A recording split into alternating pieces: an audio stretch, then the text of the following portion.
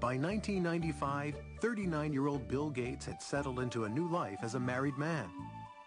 With his wife, Melinda, he took time off to explore the world from Africa to China. It seemed that Bill Gates now truly had it all. This is a man so successful, his chauffeur is Ross Perot, ladies and gentlemen. Please welcome Bill Gates and the Bill Gates Dancers. 1995 was also a banner year for Microsoft. Windows 95 was introduced to great fanfare. Tonight Show host Jay Leno kicked off the ballyhoo for the new software. Windows 95 is so easy, even a talk show host can figure it out. Clearly, Gates was still Microsoft's best salesman. But from now on, it wouldn't be all business for the boss. On April 26, 1996, Bill and Melinda welcomed their first child, a daughter, Jennifer. He just loves that little girl. It's just so marvelous to see.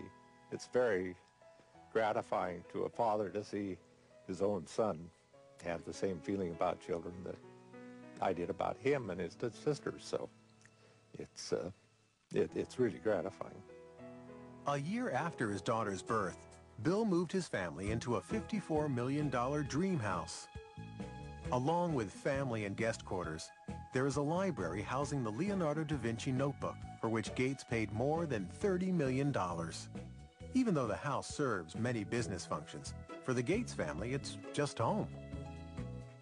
It's a remarkably family-friendly home, given what it is. I remember the first time going there after it was fully finished, walking through it and seeing, little Tykes cars in various places and things like that. I mean, this is not an antiseptic home that you feel afraid to touch anything or sit anywhere. As Bill Gates' personal life grew more fulfilling, his professional life grew more frustrating. By 1997, he found he was way behind in the exploding internet market.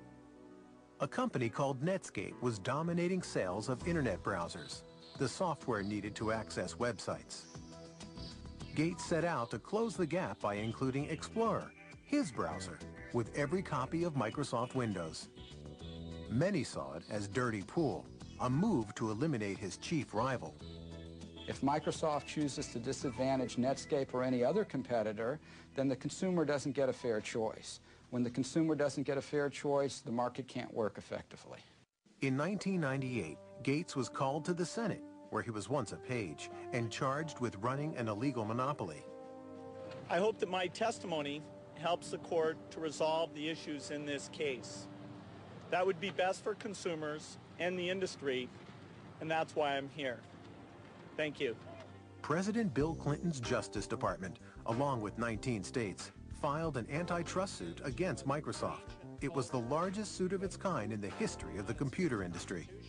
Microsoft has the power today to exercise predatory and exclusionary control over the very means by which we access this internet. It's a lot like General Motors having the ability to dictate what type of gasoline you put in your car, or what interstate you can drive on, or even how you get on the interstate. In 2000, a federal judge ruled that the company would have to be split in two. After more than 2 decades of unstoppable success, this was a huge blow to Bill Gates. The antitrust trial affected Bill Gates very deeply. He was very sensitive to the accusations that he was petulant, that he was arrogant, that he didn't answer all the questions fairly, that he was trying to be obstructive with prosecutors. The antitrust suit lasted 4 years and cost Microsoft millions of dollars in legal fees. Ultimately, in 2002, the Justice Department, under President George Bush, offered Microsoft a favorable settlement. It would be an infuriating moment for Microsoft's detractors and a triumphant moment for Bill Gates and company. In the midst of the antitrust suit, Bill Gates surprised many when he stepped down as Microsoft's CEO, dubbing himself chairman and chief software architect. The CEO job went to his old Harvard pal, Steve Ballmer. They're old friends, and Gates really wanted to just be the ideas man. He really just wanted to take a step back, and that's what he did, and it's working very well now. So it was difficult for him to let go of his baby, but he got used to it. For the last decade, Bill Gates has been on a mission to share his wealth. In 2000, he formed the Bill and Melinda Gates Foundation, which spends hundreds of millions of dollars every year on computers, vaccines, and medicines for those who need them most. The rich world and the poor world are so separated. The awareness of the crisis in AIDS and the very effective interventions that can take place is very, very low. The time is really now to change these things. He has publicly stated that he will not be leaving his vast fortune to his children. Well, what Bill Gates has said is that he's going to give away, before the end of his life, 90% of his fortune. Bill Gates has become a global icon. His second book, Business at the Speed of Thought, was published in 25 languages and is available in more than 60 countries. In 2004, Forbes magazine rated him as the richest person in the world for the 11th consecutive year. His net worth, estimated at about $50 billion, leaves him some time to play, but not too much. The industry keeps changing. I mean, it's the perfect game because it never ends. You can't sit down and relax.